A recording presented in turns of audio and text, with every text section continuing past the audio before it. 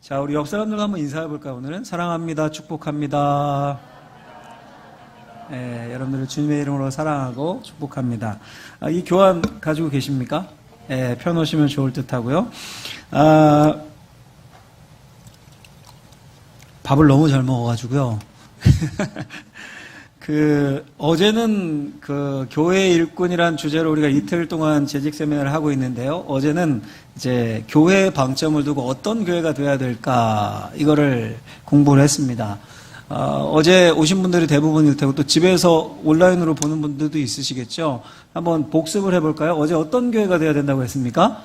살아있는 교회가 돼야 된다. 살아있는 교회의 세 가지 특징을 우리 예루살렘 교회를 통해 살펴봤습니다. 첫 번째는 배우는 교회다. 두 번째는 서로 교제하여 나누고 흘러보내는 교회다. 세 번째는 예배하는 교회다. 이렇게 그 교회의, 살아있는 교회의 표지, 나타나는 특징들을 살폈고요. 그리고 그 원리, 그렇게 되기 위해서 교회가 뭐에 지배되냐 하면 두 가지 말씀드렸습니다. 하나는 은혜와 다음은 평강. 이 두 가지. 다 한 거예요. 어제 복습 다 한 겁니다. 마음에 잘 새기시고, 오늘은 이제 교회의 일꾼이 큰 이 재직 세미나, 제가 준비한 그 세미나의 주제인데, 어제 교회 생각해 봤으니까 오늘은 일꾼, 일꾼이에요. 이제 어떤 일꾼이 되어야 될까? 일꾼의 방점을 두고 한번 공부를 해보려고 합니다. 교회의 일꾼이다 하면 결국 누구를 이야기하냐면 재직들, 직분자들인 거죠. 재직들, 직분자들. 그 재직과 직분자들에 대해서 이야기를 해보려고 합니다. 여기 또 재직이 아닌 성도들도 계실 수 있죠. 성도들이 계시다면 또 재직이 되실 거니까, 집사님 되시고 하실 거니까 우리 모두에게 해당되는 이야기이기도 합니다. 여러분, 한국교회가 어렵다는 이야기들이 여기저기서 들립니다. 교회 안팎으로 많은 문제들이 있고, 몸살을 앓고 있고, 이런데 대부분 생각해보면 문제의 중심에는 누가 있습니까? 특별히 교회 내에서 이제 문제가 생기고 할 때 문제의 핵심에는 직분자가 있습니다. 사실. 그렇죠. 직분자가 있습니다. 교회 처음 온 새신자들, 초신자들이 교회 문제 일으킵니까? 아니죠. 그렇지 않습니다. 직분자들, 교회 오래 다닌 분들, 이런 분들이 문제를 일으키는 경우가 많습니다. 저 같은 목사를 포함해서, 목사님도 예외는 아니죠. 포함해서. 왜 그럴까요? 제가 한번 곰곰이 생각해 봤습니다. 왜 그런 일들이 일어날까? 교회마다 그런 일들이 일어나는 경우들이 왜 많을까? 이 교회의 일꾼, 그러니까 일꾼, 직분에 대한 이해가 잘못되어 있는 겁니다. 일단 원칙적으로. 소위 사사기의 표현대로 하면 자기 소견에 오른 대로 직분을 이해하고 자기 소견에 오른 대로 생각한 대로 그 직분을 자기가 열심을 내서 행하는 겁니다. 그러다 보니 문제들이 발생을 합니다. 교회에서 종종 이런 말들을 하고는 합니다. 특별히 이렇게 임직식 같은 거 하면요, 멀리 교회 이사 갔다가 교회 못 오다가 임직식 하면 초대받고 이렇게 해서 오는 경우들 있잖아요. 와서 이야기를 합니다. 축하하러 와서는 어떤 집사님 보고, 아우, 집사님 아직도 집사야? 이렇게. 여러분, 여기에 무슨 의미가 들어있는 겁니까? 한 두 가지 의미 정도가 이 말에는 들어있는 겁니다. 잘못된 말이죠. 아직도 집사예요. 잘못된 말이죠. 두 가지 정도의 의미가, 어떤 의미냐면 이 질문에는 교회 오래 다니면 장로, 권사는 누구나 맡을 수 있는 직분이다. 그런 생각이 들어있는 거죠. 나이 들고 오래 다녔으면 우리 남자분이라면 장로쯤은 돼야지, 여자분이라면 권사님쯤은 돼야지, 이 생각. 오래되었는데도 장로님 못 되면 막 믿음이 부족한 것 같고 열심히 부족한 것으로 여기고, 이런 거. 또 이 질문에 이런 밑바닥에 이런 생각도 깔려 있는 겁니다. 장로님이, 권사님이 집사님보다 더 높다는, 그렇죠? 지위가 높다는 그런 생각이 밑에 깔려 있는 겁니다. 장로님이 되는 것이 집사님에서 승진하는 것쯤으로 여기고, 권사님이 되는 것도 마찬가지고요. 그래서 장로님 선출이나 혹은 권사님 선출해서 떨어지면 막 시험에서 낙방하는 것처럼, 승진해서 누락된 것처럼 크게 낙심을 하고, 물론 인간이기 때문에 그럴 수 있겠죠. 그렇죠? 떨어지는 것보다 붙는 게 좋잖아요. 근데 잠깐 섭섭하고 금방 신앙으로 회복이 돼야 되는데 그게 안 되고 막 크게 낙심을 하고 막 시험이 엄청 크게 들고 막 이런 경우. 그러니까 장로님, 집사님, 권사님, 이걸 이제 서열로만 생각하지 도대체 무슨 일을 하는 거고 어떤 마음으로 하는 거고 교회 직분이라는 게 뭔지 이게 잘 가르쳐지지도 않고 잘 알려고 하지도 않습니다. 그런 풍토들. 한 주일학교 아이에게 물은 거예요, 이렇게. 장로님은 뭐 하는 사람이지? 물었습니다. 주일학교 학생한테. 뭐라고 답을 했을까요? 그 아이가 이렇게 대답하는 거예요. 악수하는 사람이요. 악수하는 사람. 예배 후 악수하니까 장로님들 쭉 서서 악수하니까 이게 인상 깊었던 것 같아요. 근데 만약에 우리 우이제일교회 우리 일꾼들 여러분들에게 이 질문을 던진다면 뭐라고 답을 하시겠습니까? 우리 여기 장로님들도 계실 텐데 헌금도 하셨는데 장로님은 뭐라는 분입니까? 또 권사님은 뭐라는 분입니까? 집사님은 뭐라는 분입니까? 다 이거 통틀어서 재직, 직분자, 성경의 표현대로 교회의 일꾼은 뭐 하는 사람입니까? 뭐 하는 사람입니까, 여러분? 그래서 제가 오늘은 세미나는 이제 공부의 측면도 있으니까 질문과 답의 형식으로 한번 이 교환을 만들어 봤어요. 첫 번째 질문이 이거예요. 제가 던지는 질문이. 도대체 직분자란 누구인가? 직분자란 누구인가? 직분자란? 답은요, 제가 불러드릴게요. 직분자는 기본적으로 섬기는 사람이다. 한번 따라해 볼까요? 직분자는 섬기는 사람이다. 직분자는 기본적으로요, 다른 여러 가지가 있겠지만 그 밑바닥에 깔려있는 성경적인 가르침의 핵심은 섬기는 자다라는 겁니다. 섬기는 자다. 우리 디모데전서 1장 12절 말씀을 제가 뽑아봤는데요. 한번 같이 한번 교환해 있는 걸 크게 읽어보죠. 시작.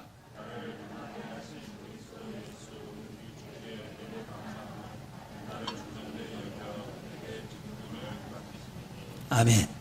대표적인 구절을 읽었는데요. 직분이라는 헬라어 단어가 디아코니아라는 단어입니다. 서비스 이런 의미예요. 서비스. 그러니까 섬기는 일 이런 뜻입니다. 섬기는 일을 맡겼다는 거예요. 섬기는 일을. 이 섬긴 직분이 왜 중요한 겁니까? 마태복음 20장 28절에 보면 예수님이 이런 말씀을 하십니다. 제가 메모해놨는데 같이 한번 읽어보겠습니다. 28절 말씀 시작. 인자가 온 것은 섬김을 받으려 함이 아니라 도리어 섬기려 하고 자기 목숨을 많은 사람의 대속물로 주려 함이니라. 아멘. 예수님이 왜 오셨다고 합니까? 디아코네오. 이거 동사형이거든요. 이거는 디아코니아랑 동의어라고 생각하시면 그냥 편해요. 예수님의 사역 섬기러 오셨다. 그 섬김의 극치가 뭔 겁니까? 십자가인 겁니다. 십자가. 자기를 다 내어주시면서까지 섬기신 거예요. 그렇죠? 자기의 몸을 터트려서 살이 찢기고 피가 터져나오고 터트리면서까지 섬기신 거예요. 그러니까 직분자는 섬기는 자입니다. 왜요? 예수님이 그렇게 하셨으니까. 우리의 롤모델은 예수님이니까 오지. 근데 여러분 중요한 건 뭐냐면 섬기는데 맞습니다. 섬기는 자입니다. 많이 들어왔습니다. 우리 근데 섬기는데 누구를 섬기는 겁니까? 이게 중요한 거죠. 누구를 섬기는 겁니까? 직분자는 성삼위 하나님을 섬기는 자들입니다. 잘 기억했으면 좋겠어요. 우리 사랑하는 우리제일교회 우리 일꾼들 성도님들. 직분자는요, 성도의 종이 아니라 주의 종인 겁니다. 주의 종. 주님께서 직분자들에게, 교회 일꾼들에게 성도를 섬겨라, 서로 섬겨라, 이렇게 명하셨기 때문에 성도를 섬기는 거지, 성도의 종이어서 성도를 섬기는 게 아닙니다. 목사님, 저를 포함 우리 이 목사님도 주님의 종이지 성도들의 종이 아닙니다. 목사님들만 해당되는 게 아닙니다. 우리 장로님들, 권사님들, 안수집사님들, 집사님들 마찬가지입니다. 다 주님의 종이십니다. 주님의 일꾼, 교회 일꾼입니다. 주님이 명하셔서 성도를 섬기고 주님이 명하셔서 우리 아이들을 섬기고 돌보는 겁니다. 주일학교를 신경 쓰고 이렇게 하는 겁니다. 잘 이해를 하셔야 됩니다. 주님의 명령으로 직분자가 성도를 섬깁니다. 그게 여러분 그러니까 막 성도들 막 비유 맞추고 성도들 기분 좋게 하고 즐겁게 하려고 막 그렇게 섬기는 겁니까? 그게 목표입니까? 성도들을 최고로 안락하게 해주고 막 유쾌하게 해주고 성도들로부터 막 칭찬 받으려고 우리 목사님은 장로님들, 권사님들, 집사님들에게 칭찬받고 장로님들은 또 권사님들, 우리 집사님들, 성도님께 칭찬받고 즐겁게 해주고 그러려고? 그게 아닙니다, 여러분. 아닙니다. 교회는 국가가 아닙니다. 국가의 주인은 누굽니까? 국민입니다. 그렇죠? 국가의 주인은 국민입니다. 그럼 교회의 주인은 성도입니까? 아닙니다. 교회의 주인은 예수 그리스도이십니다. 그렇죠? 그렇게 교회는 주인 되신 주님의 뜻에 따라 움직이는 것이지 성도들 기분 좋고 나 기분 좋고 내 기분 내키고 원하는 방향으로 내 소견에 오른 대로 많은 사람이 원하니까 이렇게 움직이는 곳이 아닙니다. 그러니까 직분자가 성도를 섬기는 것도 마찬가지입니다. 제가 한 줄로 메모를 해놨어요. 여러분들 꼭 기억하셨으면 좋은 구절을 제가 한 줄로 정리를 해서 써놨는데 같이 한번 읽어볼까요? 이 따옴표로 되어 있는 거 같이 한번 읽어보겠습니다. 직분자는 성도를 즐겁게 하는 게 목표가 아니다. 주님께서 명하신 것을 그대로 따르게 하는 것이 목표다. 꼭 기억하셨으면 좋겠습니다. 우리 목사님을 포함한 목사님들을 포함한 장로님들, 권사님들, 안수집사님들, 우리 집사님들 다 마찬가지입니다. 성도를 즐겁게 하고 누군가를 즐겁게 하려는 게 목표가 아니라 주님께서 명하게 하신 것을 먼저 된 자로서, 먼저 되고 먼저 직분 받은 자들로서 그대로 주님이 명하게 하신 것을 따르게 하는 게 목표인 겁니다. 교회 일꾼의 목표는. 아셨죠? 어렵지 않죠? 꼭 기억하셨으면 좋겠습니다. 이게 직분자, 기본적으로 섬기는 자라는 의미입니다. 두 번째, 그러면 직분은 누가 어떻게 주시는 건가? 누가 어떻게 주는가? 답을 제가 한번 알려드릴게요. 직분은 주님께서 주시는 것으로 선물로 주신 것이다.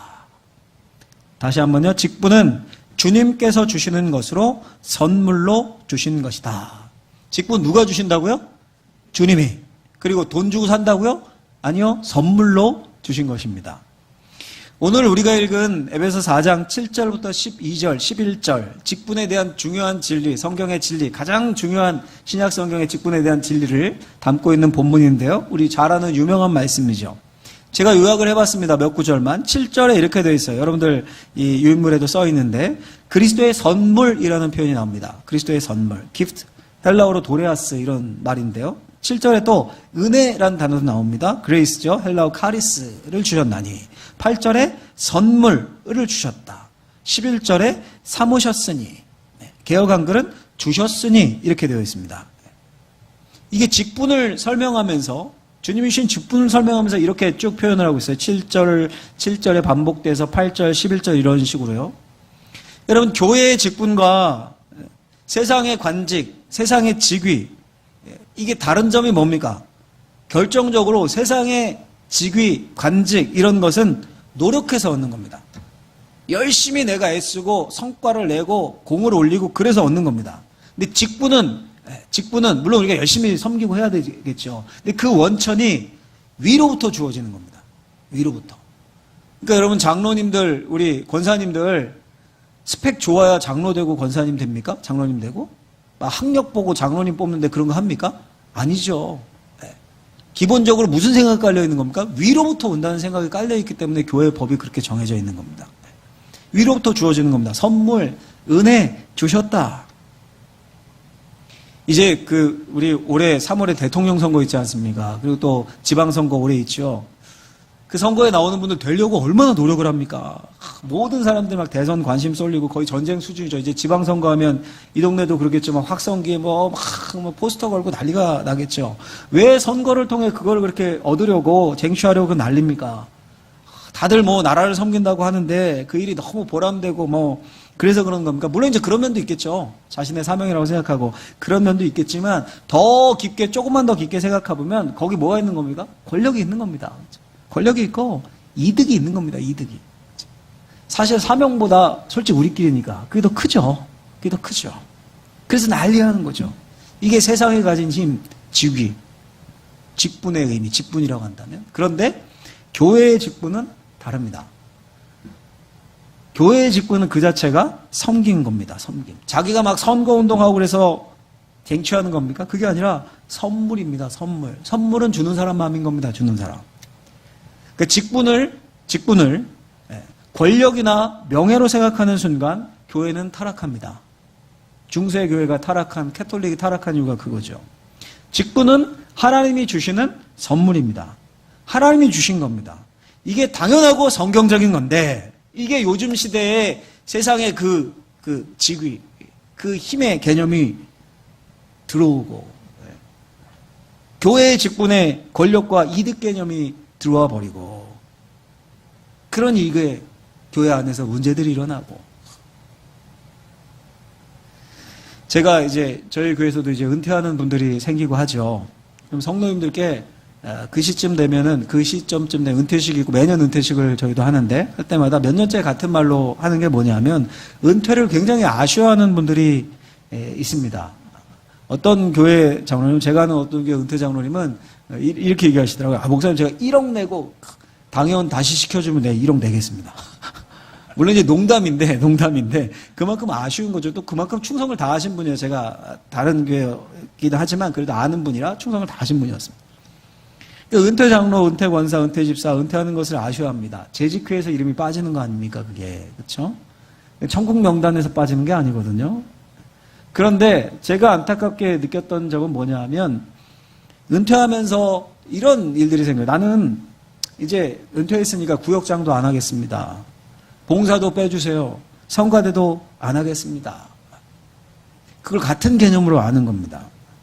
그리고 성도들도 은퇴하고 뭐 이렇게 구역장하고 봉사하고 목자 이런 거 하고 그러면 이상한 눈으로 보고 은퇴했는데 왜 저걸 계속 하신대 뭐 이렇게. 근데 여러분 은퇴를 했다는 게 직분을 내려놓은 것이지 직무를 내려놓은 겁니까? 섬김을 내려놓으라고 하나님이 하시는 겁니까? 아닙니다. 섬김은 끝까지 해야 되는 겁니다. 끝까지. 힘이 있는 한 천국 갈 때까지 제가 교회에서 자주 강조합니다. 그래서 우리 교회 성도님들 다 알고 그렇게 하시려고 애를 쓰고 있고 은퇴하시고도 계속 전도인으로 하시는 분도 있고 구역장도 하시고 성도들에게도 은퇴하고 그렇게 섬기는 거 이상하게 보시지 말라고. 하지도 않으시는 분들이 오히려 더 이상하게 본다. 그거 아니라고. 직분은 하나님이 주시는 선물입니다. 위로부터 주어지는 겁니다. 위로부터 주어진 것인데 교회에서 뭐 목사, 장로님, 권사, 집사 앞에 은퇴, 원로 붙였다고 위에서 주어지는 직무가 무용 겁니까? 계속 주님을 위해 몸된 교회를 위해 섬기는 거죠. 물론 일들은 섬기는 그 분야들은 달라질 수 있습니다. 그리고 몸이 아프고 힘들 수도 있어요. 그럼 뭘로 섬기면 됩니까? 기도로 섬기면 되는 겁니다. 기도로 섬기는 그 경지까지 가면 진짜 이제 그때는 이제 천국에 한 발을 들여놓고 사는 분이 되는 거예요.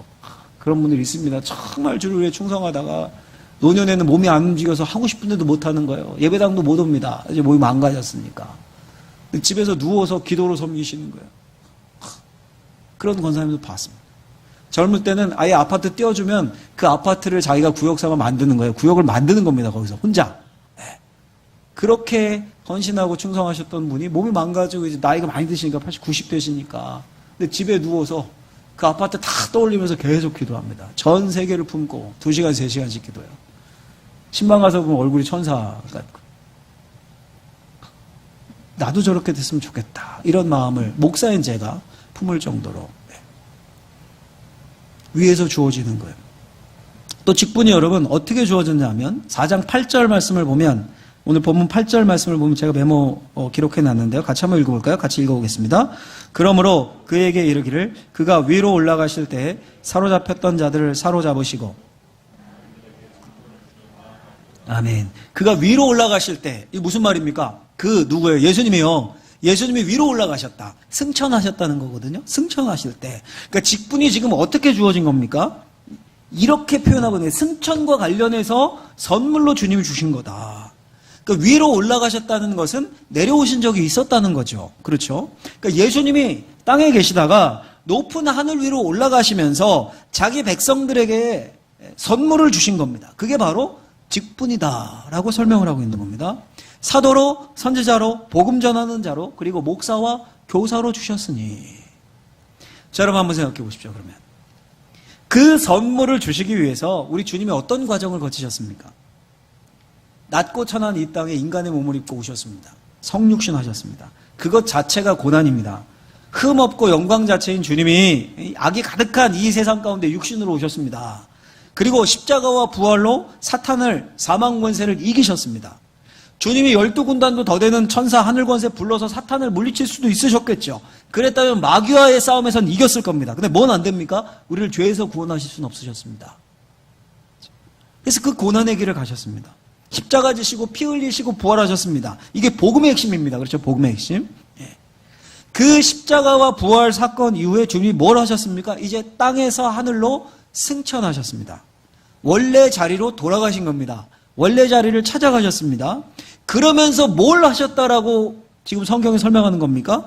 하늘에 속한 모든 보화, 선물을 주신 겁니다. 그게 교회를 위한 직분이라는 겁니다. 그래서 여러분 직분을 목사를, 장로님을, 권사님을, 집사를 소홀히 할 수 있겠습니까?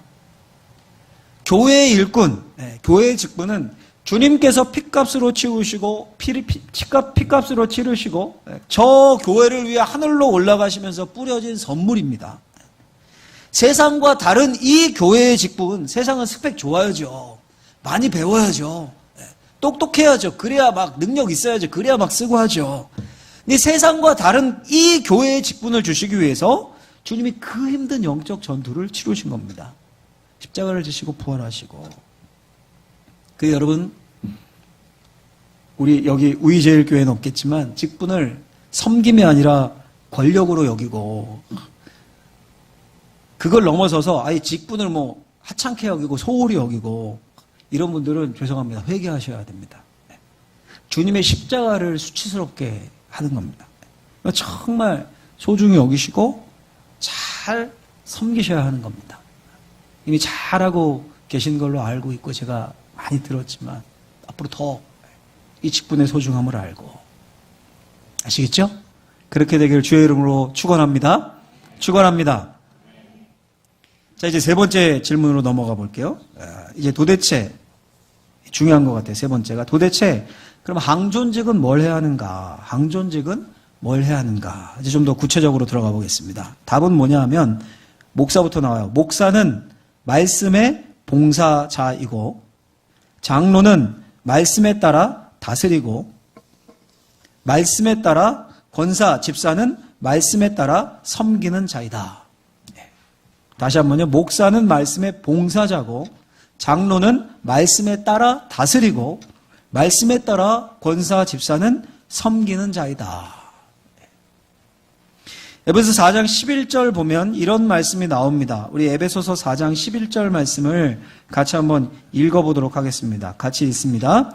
그가 어떤 사람은 사도로, 어떤 사람은 선지자로, 어떤 사람은 복음 전하는 자로, 어떤 사람은 목사와 교사로 삼으셨으니. 아멘.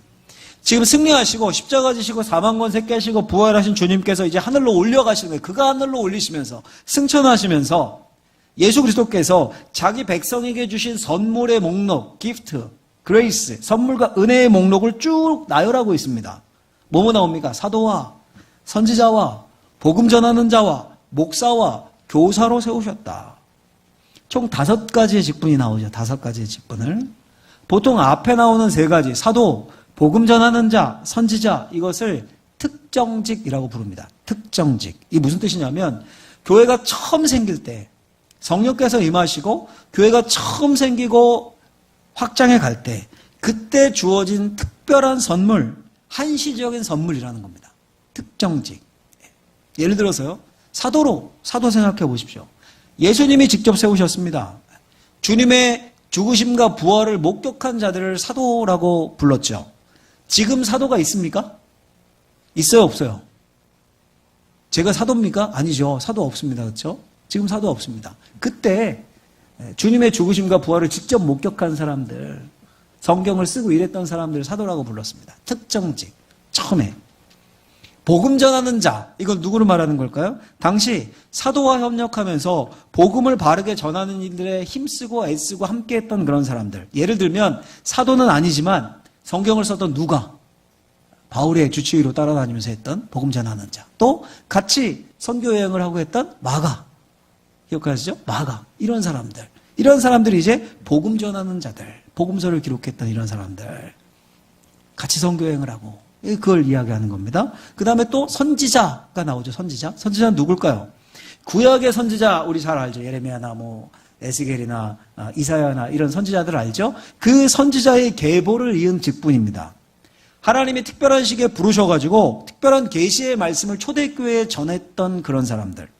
대표적으로 예를 드리면 누가 있냐면 사도행전에 보면 아가보라는 선지자가 나옵니다. 사도행전 11장에 보면 안디옥 교회가 생겨나요. 역사상 위대한 교회가. 예루살렘에서 박해로 인해 흩어진 자들이 가서 헬라인에게도 복음을 전해서 막 교회가 세워집니다. 유대인 교회가 아니라 헬라인 교회가 세워진 겁니다. 놀라운 일입니다. 그 시대엔. 그러니까 예루살렘에서 뭐 사람을 파송했는지 파송하죠. 바나바를 파송하죠. 그리고 방문객이 갔는지 그 일행이 갔는지 그 중에 누가 있었냐면 아가보라는 선지자가 있었습니다. 아가보가 가서 뭐라고 얘기합니까? 안디옥에 가서 방문했으니까 설교 좀 해주시죠. 그랬을 수도 있고 요즘식으로 하면 설교를 하는데 이런 예언을 하는 겁니다. 예루살렘에 큰 흉년이 들 겁니다. 예루살렘에. 그리고 진짜 예루살렘에 큰 흉년이 듭니다.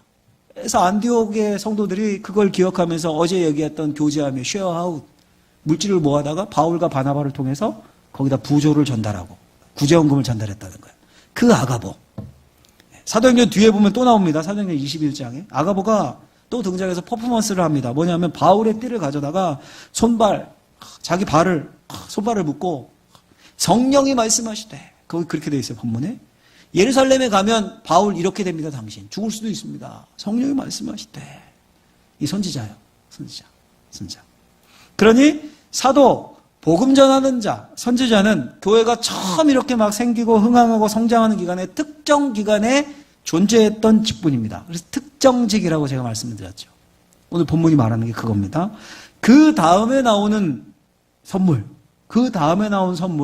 요즘 우리 교회식으로 한다면 항존직이라고 합니다. 항존직. 그렇죠? 항존직.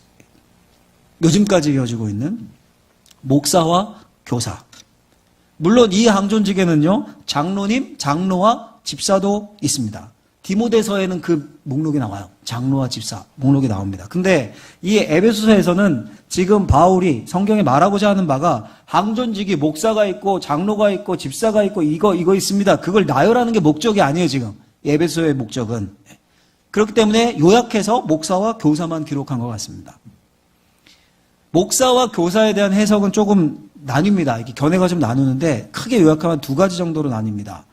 물론 여러분 오늘날 이렇게 교회 학교에서 가르치는 선생님들, 그 교사, 그 차원은 아닙니다. 그 차원은 아니고 특정 지역에서 어떤 지역 한 군데 매이지 않고 이렇게 성경의 교리를 이렇게 탁월하게 가르치며 다녔던 그런 사람들. 예를 들면 제가 이제 여기 왔으니까 우리 교회 자랑을 하나 해드리면요. 제가 섬기는 교회가 97년이 됐습니다, 지금. 97년 된, 교회인데, 그러니까 일제시대에 세워진 거죠. 근데 저희 교회 2대 교역자 중에 누가 계시냐면 손양원 목사님이 계셔요. 손양원 목사님이 잠깐 심으로 하셨어요. 근데 손양원 목사님이 이 교사의 역할이었던 거예요, 그때. 저희 교회만 심으하셨던 게 아니에요. 그때는 교회가 없었어요, 별로. 교회가 없었던 게 아니라 교회가 세워지는데 교역자들이 부족했어요. 1920년대니까. 그러니까 경남 노회 이런 데서 이렇게 손양원 목사님 같은 이제 평양신학교 가시기 전입니다. 전도사님을 순회 복음전도자로 파송을 한 거예요. 그래서 제가 울산이잖아요. 울산이나 경남에 있는 교회 몇 군데를 돌아다니면서 특정 지역에 매이지 않고 여기 이 한 5군데, 6군데 이렇게 해서 같이 목회를 하는 거예요. 이렇게 돌아다니면서. 그거예요, 지금. 네, 교사. 그런 역할을 했던 게 교사다. 이렇게 생각하는 학자들도 있고 또 다른 견해는 목사, 곧 교사, 이거 같은 거다. 같은 의미다. 말씀을 가르치는 같은 의미다. 이 견해를 취하는 분들도 있습니다. 여하튼 여러분, 어떤 견해든 이 두 갈래 견해가 많이 있는데 어떤 견해든 핵심은 뭡니까? 핵심은 목사는 곧 말씀을 가르치는 자이고 말씀의 봉사자라는 겁니다. 목사와 교사로 세우셨습니다. 왜 목사를 존중해야 하는 겁니까, 여러분? 왜 목사를 존중해야 합니까? 말씀의 봉사자이기 때문입니다. 말씀의 봉사자. 왜 목사에게 권위가 있는 겁니까, 여러분? 이 높은 데 올라와 있으니까 권위가 있는 겁니까? 그게 아니라 하나님의 말씀의 봉사자이기 때문에 권위가 있는 거예요. 그러니까 교회에서 제일 우선시해야 하는 일이 저는 그렇게 생각합니다. 목사가 말씀의 봉사자가 될 수 있게 최대한 돕는 겁니다. 말씀이 교회를 이끌어갈 수 있게 말씀의 봉사자로 세웠으니까 최대한 그 역할을 감당할 수 있게 돕는 거예요. 제가 저도 목회를 하고 하니까 늘 바쁘지는 않은데 한참 바쁠 때가 있었습니다.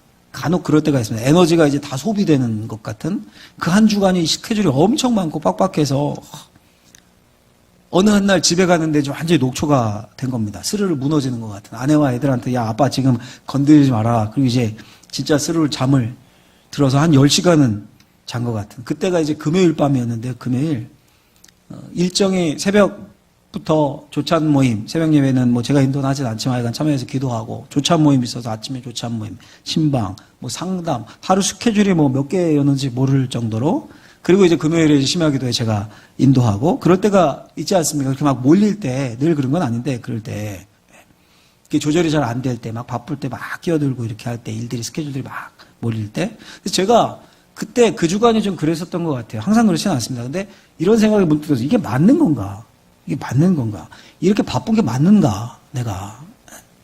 그때 저희 교회에서 사도행전을 설교하고 있을 텐데 지금도 사도행전을 하고 있고요.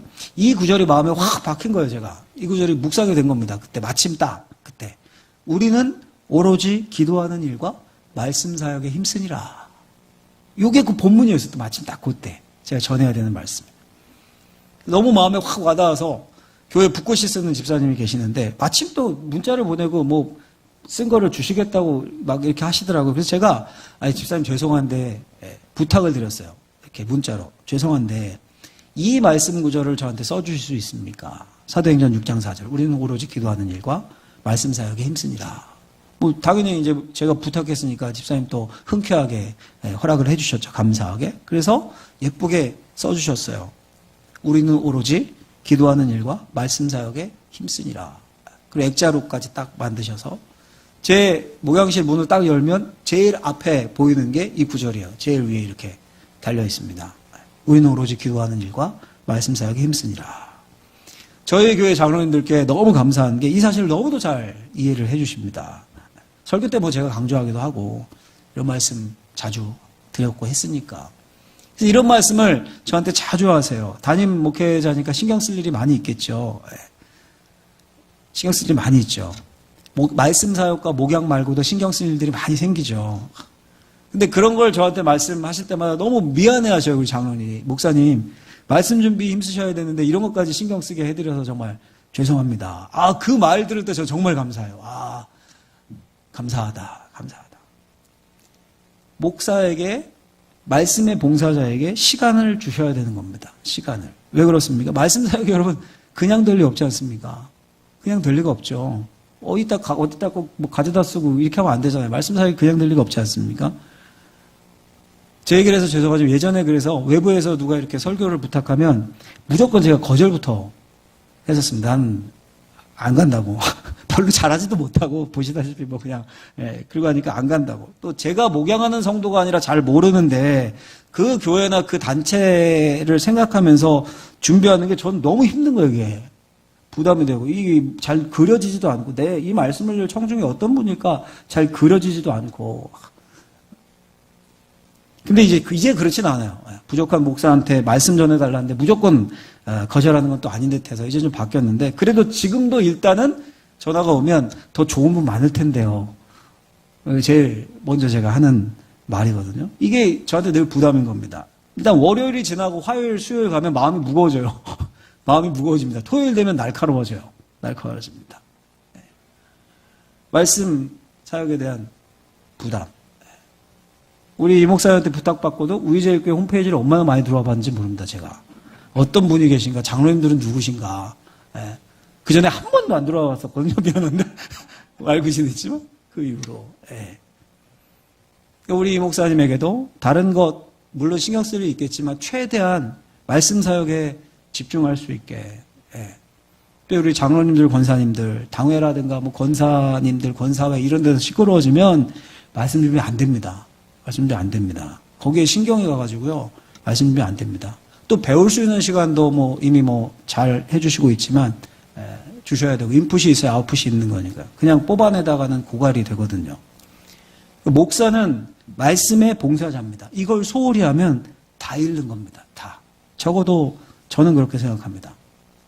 그럼 여러분 다른 항존직은 뭡니까? 다른 항존직? 장로, 집사, 권사님들의 역할은 뭡니까? 장로님, 집사님, 권사님들. 제가 여러분 정말 안타까운 것이 안타깝게 느껴질 때가 가만히 보면 우리 항존직들이지 않습니까? 목사님도 마찬가지입니다. 저를 포함해서 목사님, 장로님, 권사님, 안수 집사님들, 집사님들 뭐 이런 분들 성경을 통해서 하나님의 말씀 성경을 통해서 우리가 뭘 해야 하는가 하나님이 우리에게 뭘로 하자하시는 건가? 이걸 배우고 그걸 실천하기 위해 목숨을 거는 게 아니라요. 선배 장로님들, 선배 권사님들, 선배 집사님들께 배웁니다. 그래서 그게 그 교회의 문화가 됩니다. 교회 문화가 돼요. 그게 말씀에 기초한 좋은 문화면 좋은데 많은 교회가 그래요. 우리 제일교회는 특별히 더 그런 것 같아요. 얘기를 들어보니까. 근데 가끔 그렇지 않은 교회들이 생기는 겁니다. 그렇지 않은 교회들이. 어떤 교회는 장로는 목사를 견제하는 것이다. 이렇게 선배 장로님들로부터 배워가지고 사사건건 목사님이 하는 일에 브레이크부터 겁니다. 당회를 점심 먹고 저녁 늦게까지 하고 막 그것도 안 끝나서 정회하고 다음날 또 하고 안건 보면 별것도 아니에요. 뭐 피아노 이쪽에다 둘까 이쪽에다 둘까 뭐 주보 흑백으로 할까 칼라로 할까 뭐 이런 것들. 제가 아는 어떤 교회는 또 안수 집사님들은 당회 견제하는 게 안수 집사다. 이런 생각을 가지고 계셔서 재직회만 하면 몇 시간을 하고 그런 교회도 봤습니다. 그렇게 하소연하는 목사님 들어봤어요. 그게 문화가 된 겁니다. 그게. 근데 맞는 겁니까, 여러분? 절대 맞지 않습니다. 절대 성경적이지 않습니다.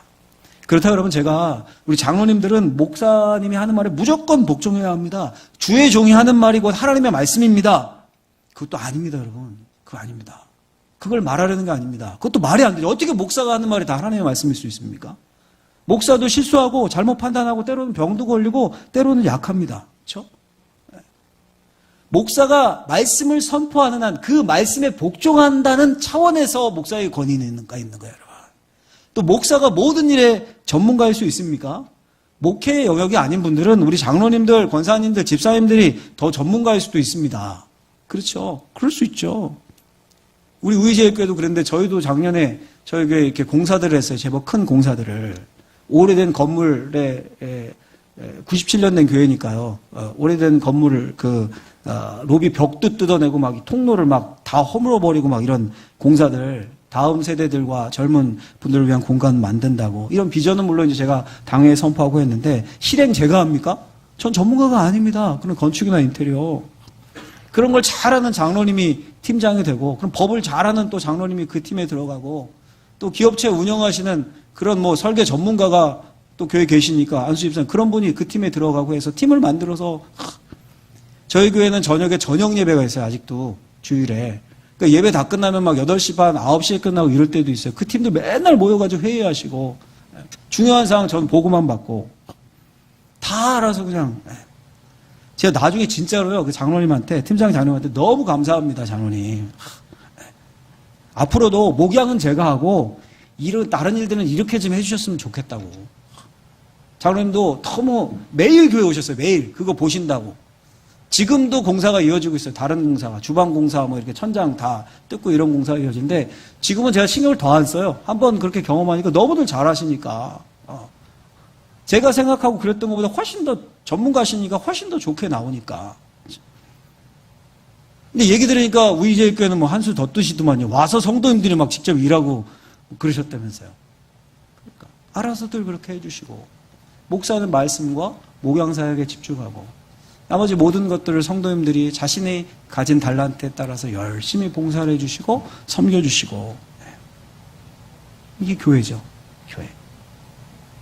우리 여기 장로님들도 계실 텐데 장로님들 한번 생각해 보면 교회 핵심이시니까 장로님들은 교회의 공식 직함이 성경에 또는 교회 헌법에 보면 이렇게 되어 있습니다. 다스리는 자 이렇게 표현이 되어 있습니다. 치리자 이렇게 되어 있는데 그 근거가 로마서 12장 8절입니다. 헌법이 그냥 만들어진 게 아니죠. 성경을 근거로 한 거죠. 로마서 12장 8절에 보면 이런 표현이 나옵니다. 다스리는 자는 부지런함으로 이런 표현이 나옵니다. 이 다스리는 자가 장로님입니다. 치리자, 다스리는 자 어색하니까 장로님, 어른들 이렇게 부르는 거죠. 그래 여러분 장로님이 하는 일이 뭡니까? 장로님이 교회를 다스리는 겁니다. 교회를 다스리는 겁니다. 그래서 다스리는 최종 결정 기구인 뭐가 있는 겁니까? 당회가 있는 겁니다. 다스리는 자들이 모인 모임인 당회가 있는 겁니다. 그런데 중요한 건 뭐에 따라 다스리는 겁니까? 자기의 정치색에 따라서 자기의 경험에 따라서 다스리는 겁니까? 그게 아니라 뭐에 따라 다스려요? 당연히 말씀에 따라 다스리는 겁니다. 말씀에 따라. 그럼 그 말씀은 누가 선포합니까? 말씀의 봉사자가 누구라고요? 목사님이 말씀의 봉사자입니다. 그러니까 목사님과 장로님이 서로 견제하는 대상인 겁니까? 당연히 그게 아닌 거예요, 여러분. 그게 아닌 거예요. 장로님들은 목사님이 풀어서 선포한 그 말씀에 따라 깨닫고 은혜 받은 그 말씀에 따라 그것을 교회에 펼치는 분들인 거예요. 교회에 다스리는 분들인 겁니다. 목사의 말이면 무조건 순종, 무조건 복종. 아닙니다. 목사가 봉사하는 하나님의 말씀, 그 말씀에 무조건 순종, 복종하는 겁니다, 여러분. 우리의 유일한 기준은 하나님의 말씀이거든요. 하나님의 말씀. 다른 중직자들, 다른 직분자들도 마찬가지입니다. 권사님, 집사님들 다 마찬가지입니다. 권사는 성도님들을 헌법에 보면 권면하고 신방하는 자이고, 집사는 헬라어 단어 자체가 디아코노스예요. 디아코노스. 아까 우리 봤죠? 섬기는 자입니다. 뭐에 따라 하는 겁니까? 역시 말씀에 따라 합니다. 자신의 정치색과 자신의 경험에 따라가 아닙니다. 말씀에 따라요. 말씀에 따라.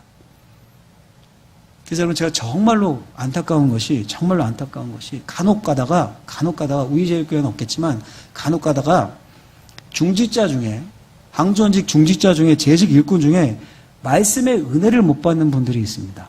말씀의 은혜를 못 받는 분들. 그건 진짜로 심각한 겁니다. 왜 그렇습니까? 그러면 하나님이 주신 직분을 절대로 제대로 감당해낼 수 없기 때문입니다. 원칙이 말씀인데 말씀의 은혜가 안 돼요. 말씀이 안 들어와요. 말씀이 심령에 박히질 않아요. 그럼 뭐에 따라 섬기고 뭐에 따라 일을 할 수 있겠습니까?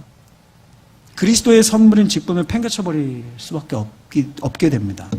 자기 열심으로 하는 것은요, 한계가 있고 언제나 미천이 바닥나게 되어 있습니다. 언젠가는 시험에 들게 되어 있습니다. 그러니까 하나님의 말씀에 따라 말씀에 받은 은혜로 섬겨야 끝까지 하나님이 기뻐하시는 직분을 감당할 수 있는 겁니다. 네. 여러분, 목사님과 관계가 좋아야 하는 것도 이런 이유입니다. 그분이 목사여서가 아니라 말씀의 봉사자이기 때문입니다. 관계가 안 좋아서 말씀이 막 안 들리고 막 목사님이 이야기만 하면 여기서 막 노를 젓고 막 졸리고 막 왜 여기만 오면 졸린지 이렇게 비판만 나오고 그 직분을 절대 감당할 수 없습니다. 감당할 수 없습니다. 그냥 인간적인 생각으로 버티는 것뿐입니다. 인간적인 생각으로. 직분은 섬김이 아니라 일이 되는 거 이렇게 되면. 오늘 이 말씀 기준은 뭐라고요? 목사도 장로님도 권사님도 집사님도 뭐에 따라요? 말씀에 따라. 하나님의 말씀에 따라. 그 말씀에 따라 섬기고 애쓰고 수고하는, 그래서 직분을 교회 일꾼으로서 잘 감당하는 우리 사랑하는 우리제일교회 성도님들 되시길 주의 이름으로 축복합니다. 축복합니다. 마지막 네 번째 질문. 자, 그렇다면 그 교회 일꾼이 갖추어야 할 핵심, 자질, 핵심은 무엇일까? 다스리는 건 말씀에 따라 다 하는 거예요. 말씀에 따라.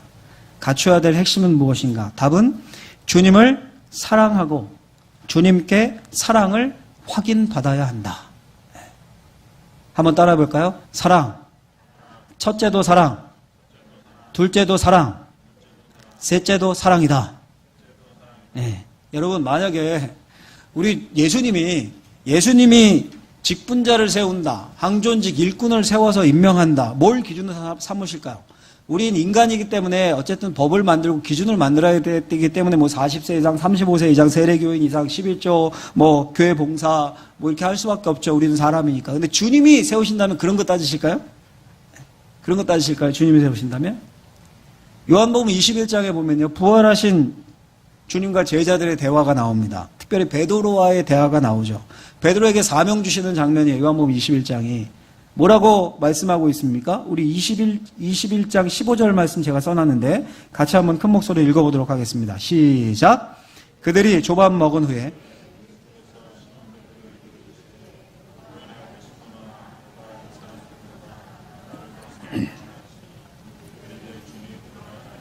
내가 주님을 사랑하는 줄 주님께서 아시나이다. 이르시되 내 어린 양을 먹이라 하시고. 아멘.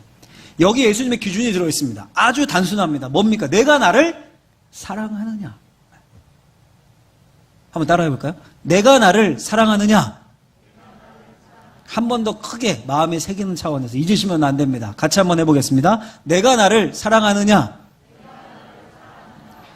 예수님은 이 단 한 가지 조건으로 제자들을 뽑으시고 세상으로 보내셨습니다. 그 기준이 오늘날엔 바뀌었겠습니까? 예수님 변하시는 분이 아닌데. 예수님의 기준은 똑같습니다. 우리 심령을 감찰하는 분이시니까.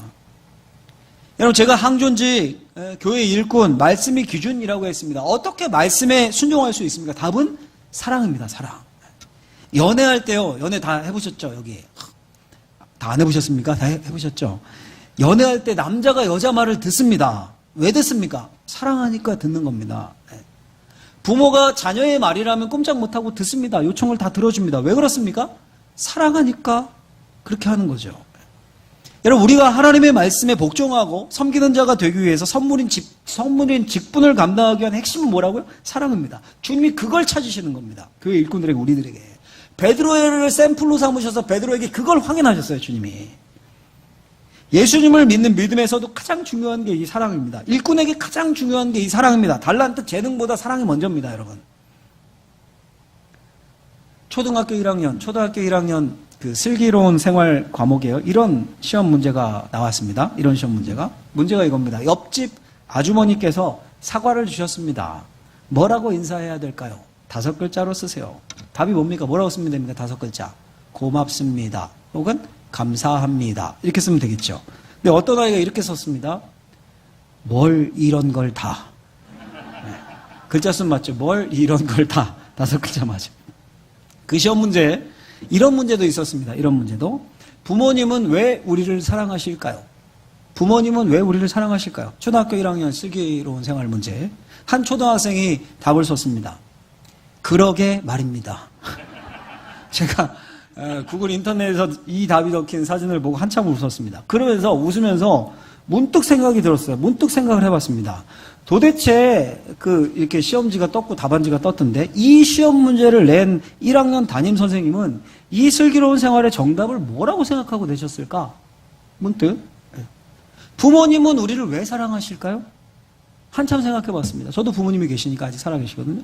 부모님은 우리를 왜 사랑하실까요? 정답. 그러게 말입니다. 다른 답이 있습니까, 여러분? 다른 답이 있습니까? 이게 정답이죠. 하나님이 우리를 사랑하십니다. 독생자 외아들까지 십자가에 내주실 정도로 사랑하셨어요. 이게 성경의 선포입니다. 왜 하나님이 우리를 사랑하셨을까요? 왜 독생자를 보내셨을까요? 안 보내도 되는데 이유 있습니까? 그러게 말입니다. 네.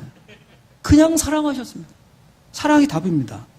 하나님의 세상을 왜 창조하셨을까요? 이미 삼위일체 하나님 간에 풍성한 교제가 있으셨는데 답은 뭡니까? 이유가 있습니까? 없습니다. 하나님이 뭐가 부족해서 세상을 창조하셨습니까? 답은 딱 하나입니다. 사랑하셨기 때문에. 주님이 십자가 지시고 피 흘리시면서까지 구원을 이루시고 승천하시면서 선물을 주셨어요. 직분을 주셨습니다. 왜 주신 겁니까? 왜? 이유가 있습니까? 왜 주셨습니까? 우리를 사랑하셨기 때문에. 그 주님이 또 우리에게 물으시는 겁니다. 물으시는 겁니다. 내가 나를 사랑하느냐? 난 너를 이렇게 사랑했는데 넌 나를 사랑하느냐? 내가 다른 모든 것보다 나를 더 사랑하느냐? 이 일꾼들이 가져야 할 기본이고 핵심입니다. 주님과 사랑의 관계가 이루어져야 주님의 말씀에 순종할 수 있습니다. 주님과 사랑의 관계가 이루어져야 주의 말씀이 들립니다. 섬김이 기쁨이 됩니다. 섬김이 기쁨이 됩니다.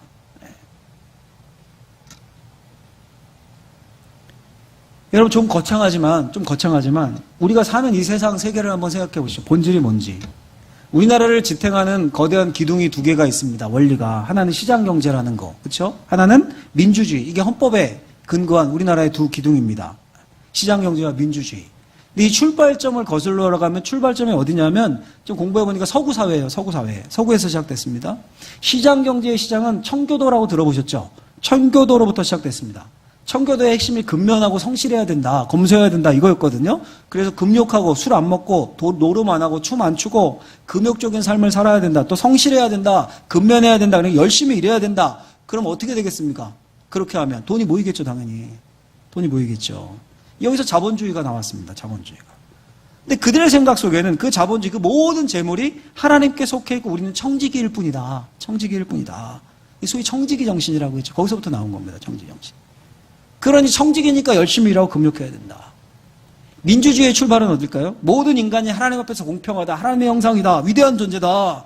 근데 동시에 죄인이기 때문에 그 인간 가만두면 안 되고 권력을 한 군데 몰빵해서는 안 되고 나눠야 된다. 견제, 삼권 분립해야 된다. 모든 권력을 견제하고 나눠야 된다. 이 켈빈주의. 칼빈 들어보셨죠? 칼빈? 칼빈이라는 종교개혁자의 사상에서부터 나왔습니다. 고대 그리스가 민주주의의 시작이라고 하지만 칼빈의 사상이 근대 민주주의의 기초를 놓았습니다. 장로교도 거기서 출발한 거죠. 장로교도. 자, 그러니까 오늘날 우리 이 서구 사회를 기초로 한 이 세상에 사회를 지탱하고 있는 뿌리가 결국은 기독교인 겁니다. 기독교. 그럴 수밖에 없죠. 중세부터 기독교 세계였으니까. 청교도 켈빈주의, 기독교에 있는 겁니다. 우리나라까지 이게 전파된 거에 영향이 있고. 여기까지는 좋습니다. 여기까지는 좋은데 중요한 건 뭡니까? 이 기독교의 뿌리를 이루고 있는 사랑. 이 뿌리가 사라져버린 거예요. 예수님의 사랑이. 뿌리를 잘라버렸어요.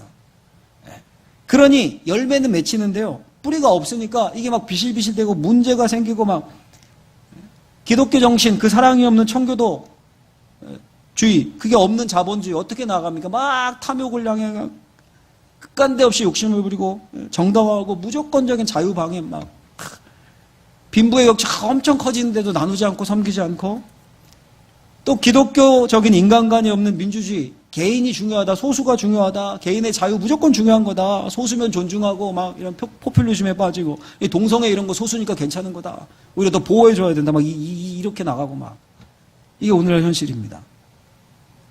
이런 현실 속에서 요즘 여러분 생각해 보십시오. 제일 젊은 사람들이나 특별히 2030 젊은 사람들이 제일 먼저 추구하는 게 뭡니까? 공정성. 얼마나 많이 들어요. 우리가 뉴스 보고 막 신문 보면 공정성. 새로운 나라 건설하려면 공정성을 회복해야 된다. 여기저기서 막 슬로건 내걸고. 근데 그게 공정이 됩니까? 공정성이? 안 되죠. 어떻게 인간이 공정할 수 있고 공평할 수 있습니까? 태어날 때부터 불공평한데. 그렇죠? 90% 이상이 불공평하게 태어났는데 이왕 태어나려면 선진국에서 태어나고 최고 복지국가인 핀란드나 덴마크 이런 데서 태어나면 얼마나 좋아. 왜 북한에서 태어나가지고 저렇게 인권 유린을 당하고 날 때부터 굶습니까? 왜 어떤 사람은 남자로 태어나고 어떤 사람은 여자로 태어납니까? 제가 그러면 어려운 얘기를 드리려는 게 아니라 공정성으로 세상이 바뀌어지는 것이 아닙니다. 세상을 바꾸는 것은 그걸 만들어낸 뿌리 예수님의 사랑이에요. 예수님의 사랑. 기독교 정신. 예수님의 사랑으로부터 진정한 그 자본주의, 진정한 민주주의. 이 사랑은 쏙 빼버리고 공정, 공정, 정의. 좀 더 복잡하고 꼬인 세상만 될 뿐이죠. 교회도 마찬가지입니다. 교회도. 사랑이 없이 공정이라는 단어가 교회에서 쓰인다. 문제 해결되는 거 보셨습니까? 법이요. 문제 해결되던가요? 법이니까 수긍은 하는 것 같아도 마음에는 수긍이 안 됩니다. 사랑이 없으면 수긍 안 됩니다. 예수님이 그래서 물으시는 거예요. 내가 나를 사랑하느냐? 베드로를 파송하기에 앞서서 양을 먹이라고 사명 주시기에 앞서서 내가 나를 사랑하느냐? 여러분 이 질문에서부터 교회의 일꾼, 직분자들은 시작해야 되는 겁니다. 늘 물어야 됩니다. 내가 나를 사랑하느냐? 주님이 나한테 묻고 계시다. 그런데 여러분 문제가 하나 있습니다. 뭐가 문제냐면 여러분 주님 사랑하시죠? 할렐루야. 주님 사랑하시죠? 아니면 손 들어보십시오. 없죠? 다 아멘 하셨잖아요. 우리 다. 저도 아멘 합니다. 그런데 여러분 세상에서 사랑이라고 말하는 거 보십시오. 스토커도 사랑했다고 합니다. 사랑해서 했다고. 의처증, 의부증 있는 사람도 사랑 때문이라고 합니다. 불륜도 사랑해서 그랬다고 합니다. 놀랍게도 교회도 그렇습니다. 주님을 사랑한다고 하는데 주님이 원하시는 사랑이 아닌 겁니다. 교회의 문제를 일으키고 목사님 마음을 힘들게 하고 당회를 어지럽게 하고 막 재직회를 어렵게 하고 교회를 혼란스럽게 하는데 물어보면 다 교회 사랑해서 그런 거래요. 아닙니까? 제 말이 틀립니까? 다 그렇게 답을 해요. 그러니까 우리가 뭘 점검해야 되는 겁니까? 내가 지금 하는 사랑이 진짜 주님이 원하시는 사랑일까? 교회의 직분자로서 일꾼으로서 주님을 위해 사랑을 가지고 헌신하는 이게 진짜 주님을 사랑해서 하는 것일까? 이걸 늘 물어보셔야 되는 겁니다. 점검하셔야 돼요. 여러분 다시 베드로와 예수님과의 대화로 한번 돌아가 보죠. 제가 대본 쓰듯이 한번 써놔봤습니다. 제가 예수님 할게요, 여러분. 양해해 주십시오. 여러분들이 베드로 읽어주세요. 제가 예수님으로 읽을 테니까 여러분들이 베드로 한번 읽어주세요. 예수님과 베드로가 여기에 계시다라고 생각을 하고 제가 묻습니다. 여러분들에게 예수님에 대해서 요한의 아들 시몬아, 내가 이 사람들보다 나를 더 사랑하느냐? 베드로.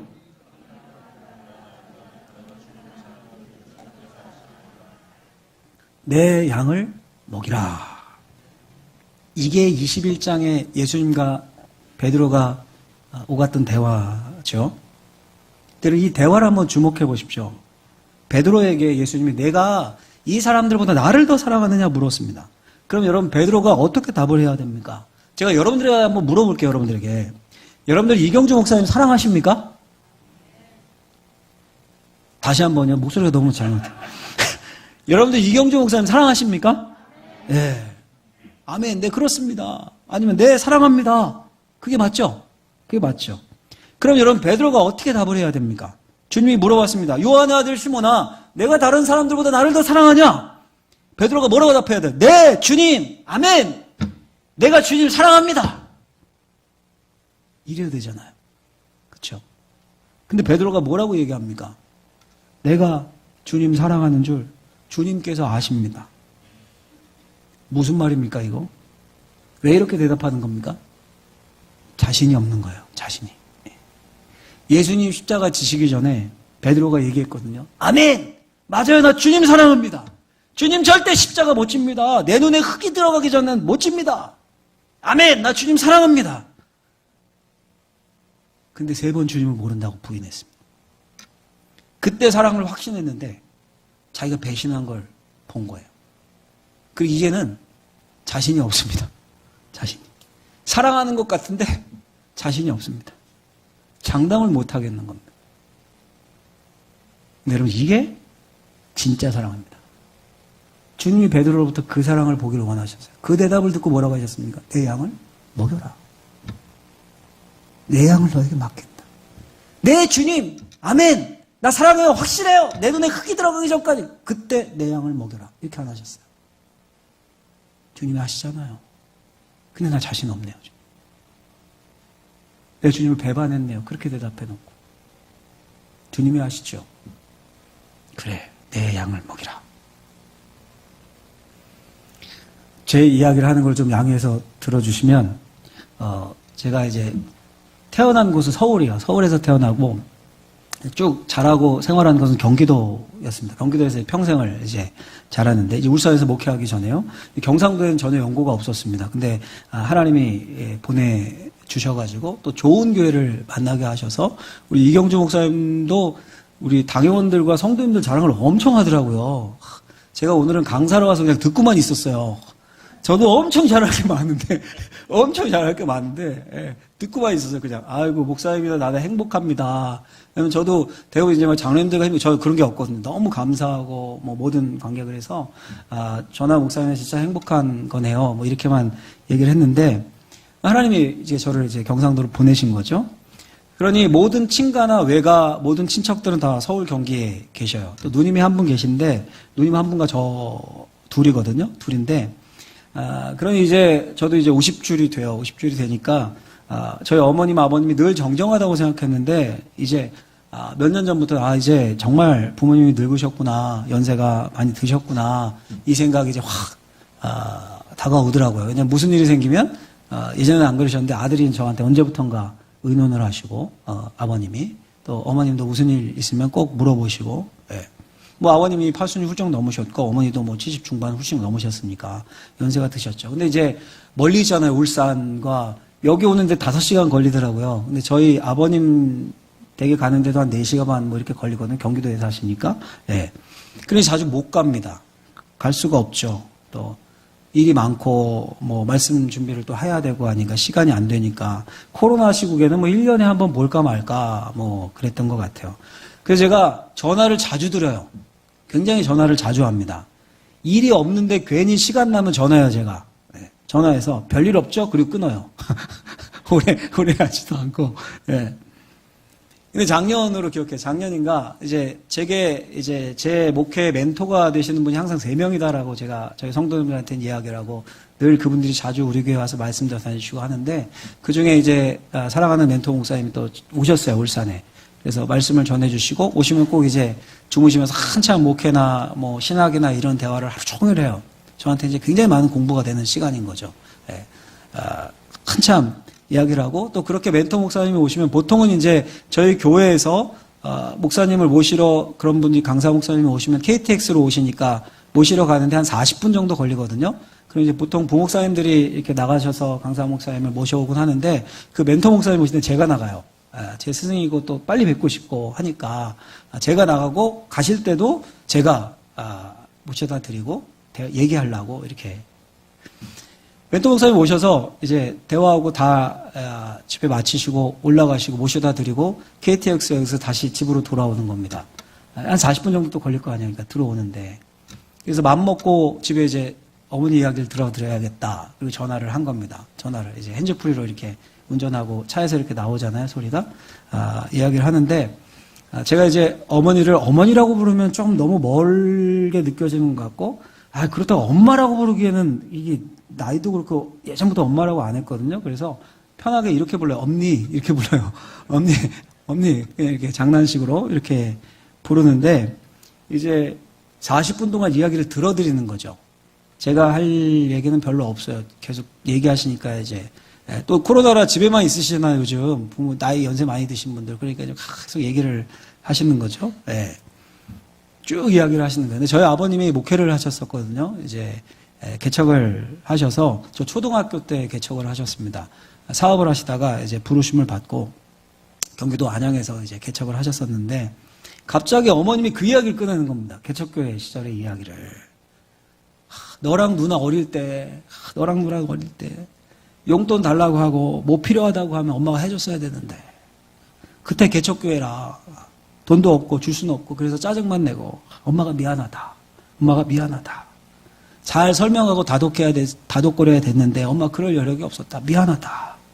갑자기 뜬금없이 그 옛날 이야기를 꺼집어 내시더니 우시는 것 같아요. 목소리가 멍멍멍멍 이렇게 해지시더라고요. 저는 근데 기억도 안 나거든요. 그 초등학교 때 일이 기억도 안 나요. 제가 그랬어요. 그러시길래 아이고 엄니 저나 누님이나 다 잘 키웠잖아요. 엄니 잘 커서 각자의 역할 잘 하고 있는데 뭘 걱정이셔. 그리고 그 후에 목회도 잘 되셔서 하나님이 복 주셔가지고 목회도 잘 하셨잖아. 은퇴도 잘 하셨고. 근데 계속 그 얘기 하시는 거예요. 개척 목회 때 어려워서 내가 제대로 못 해줬는데 그 얘기를 하시는 거예요. 여러분 이게 사랑입니다. 그렇죠? 사랑. 저희 부모님이 저한테 어머니 사랑 엄청 쏟아부어 주셨습니다. 사랑하십니다. 근데 못 해준 것만 기억나는 거예요. 그렇죠? 못 해준 것만. 다 해주고 다 쏟아부어졌는데 못 해준 게 기억나고 자신이 없는 거예요. 이게 진짜 사랑입니다. 베드로가 그랬습니다. 자신이 없어요. 주님을 사랑하는데 자신이 없어요. 주님 내가 주님 사랑합니다. 그런데 자신이 없네요. 나를 믿을 수가 없습니다. 나 그렇게 호언장담했었는데 내가 주님 배반하네요. 지금 주님이 나를 사랑하냐고 물으시니까 나 할 말이 없네요. 자신이 없네요. 주님 아시죠? 주께서 더 잘 아십니다. 제 마음. 그렇게 나가요. 그 사랑을 주님이 받으시고 인정하신 겁니다. 그때서야 사명을 주십니다. 내 양을 먹여라. 내 양을 쳐라. 여러분 우리의 제일교회 우리 사랑하는 교회 일꾼들 재직분들 저를 포함해서 저도 마찬가지죠. 다 하나님 나라의 일꾼들이죠. 우리 목사님도 마찬가지고 우리에게도 이 사랑이 있어야 합니다. 내가 목사인데 내가 장로인데 내가 집사인데 권사인데 내가 주님을 위해 우리 제일교회를 이렇게 섬기고 이렇게 못 맞추고 사랑했는데 내가 한 게 얼만데 수십 년 섬기면서 내가 쏟아본 게 얼만데 날 몰라줘. 죄송하지만 그 사랑은 가짜일 확률이 많습니다. 늘 주님 앞에 헌신하면서도 죄송한 거예요. 교회에서 목회자로 귀한 말씀을 맡겨주시고 다스리는 자로 장로님으로 섬기는 자로 권면하는 자로 권사님으로 안수집사님으로 집사님으로 직분 주시고 정말 열심히 헌신합니다. 정말 열심히 헌신해요. 그런데 최선을 다하지 못하는 것 같아서 늘 죄송하고 온전한 사랑, 주님의 사랑만큼 갚지 못하는 것 같아서 주님 앞에 늘 머리를 들 수 없고 주님 아시죠? 기도의 자리에서 그렇게 나아가는 사람 그게 교회의 참 일꾼입니다. 그게 재직입니다. 여러분. 그 사랑 위에 섬김이 가능한 거고 그 사람에게 하나님의 상급이 부어지는 겁니다. 그 사람이 교회의 일꾼이고 그들이 살아있는 교회, 그들이 모인, 그런 사람들이 모인 곳이 살아있는 교회가 되는 겁니다. 우리 사랑하는 우리제일교회 성도님들, 짧은 이틀 2시간이었지만 말씀 안에서 저와 여러분들이 교제를 한 겁니다. 그렇죠? 진짜 우리 우리제일교회 재직들이, 일꾼들이 하나님이 기뻐하시는 그런 일꾼들이 되었으면 좋겠습니다. 앞으로도 아마 1년에 한두 번 이상은 우리 이 목사님과 만날 겁니다. 제가 여러분들의 자랑을 또 듣고 싶어요. 지금까지 굉장히 많이 들었는데 더 많이 듣고 싶어요. 우리 장로님도, 우리 권사님도, 우리 집사님들. 입이 찢어져서 우리 목사님이 자랑하시는 것을 듣고 싶습니다. 여러분들이 목사님을 잘 섬겨주셔서 잘 베풀어 주셔서 그렇게 자랑하는 거 말고요. 교회가 정말 살아있는 교회로 이곳에 와서 영혼들이 살아납니다, 목사님. 그런 자랑을 제가 들을 수 있게 되기를. 아니, 저보다 우리 주님이 그걸 듣고 싶어 하실 겁니다. 바라건대 진짜 주님이 원하시는 교회 일꾼들 되시기를 예수님의 이름으로 간절히 축원합니다.